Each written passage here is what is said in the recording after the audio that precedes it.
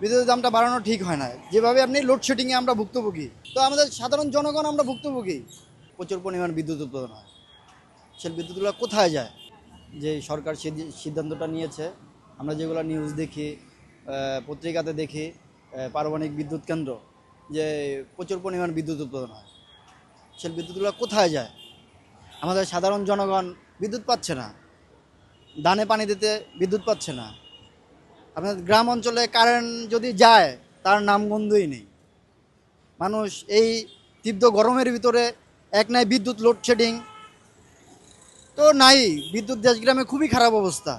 এই যে অটোচালিত রিক্সা, অটোচালিত গাড়ি যে ব্যাটারি চার্জ, ওদের বিদ্যুৎ তো ঠিকই পাচ্ছে, সাধারণ জনগণ তো ভুক্তভোগী, কৃষকরা বিদ্যুৎ পাচ্ছে না। কেন? সরকার এটা আমাদের দেখবে, যারা দিনমজুরি খাচ্ছে তাদের জন্য দেখবে। এই যে ধান উৎপাদন না হলে তো আমরা জনগণ বাঁচবো না, না খেয়ে থাকতে হবে আমাদের। ধানের এখন আমরা 80 টাকা কেজি খাই, যখন আমরা ধান পাবো না, চাষ করতে পারবো না, তেমন 100+ খেতে হবে আমাদের। দ্রব্যমূল্য এমনি বাজার, দ্রব্যমূল্যর খুবই খারাপ অবস্থা, সব কিছু দামি বৃদ্ধি, কিন্তু মানুষের ইনকাম নাই। আসলে সরকার কি চাচ্ছে আমরা জানি না, সাধারণ জনগণ খুবই খারাপ অবস্থায় আছে, মাথা জোগাড় ঠাঁই নাই। আসলে কর বিষয়টা, একজন প্রবাসী মধ্যবিত্ত ফ্যামিলির লোকজনই বিদেশে যায়, তারা ঋণ ঋণ করে বিদেশে যায়। তো তারা যদি আগে 1 লাখ টাকা পাঠালে, গেছে সরকার যে ক্ষমতায় ছিল তাদের সরকার আমলে 1 লাখ টাকা বিদেশ থেকে পাঠালে আমরা 2500 টাকা ব্যাংক থেকে আমাদের দিত সরকার। এখন যদি উল্টা আমাদের দিতে হয় তাহলে আমাদের লাভ কি? এই সরকার রেখে সরকারের প্রতি আমাদের জন্য কিছু রাখতেছে না, সরকার আমাদের কিছু করতেছে না।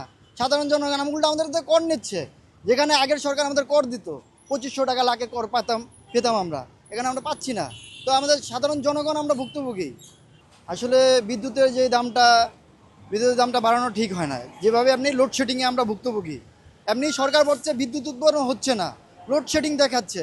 এখানে যদি আমরা সরকার যদি আমাদেরকে বাড়ায় নেয় তাহলে তো আমাদের আর কিছু করার নাই, আমাদের ইনকাম নাই। আমরা কিভাবে বিদ্যুৎ বাড়ায় দেবো?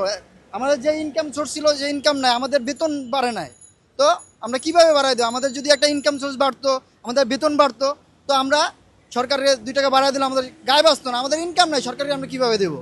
আসলে সরকারি যারা কর্মকর্তা তাদের হিসাব ভিন্ন, তারা মাস শেষে একটা স্যালারি পাবে সরকার থেকে, ভালো করলেও স্যালারি পাবে, খারাপ করলেও স্যালারি পাবে।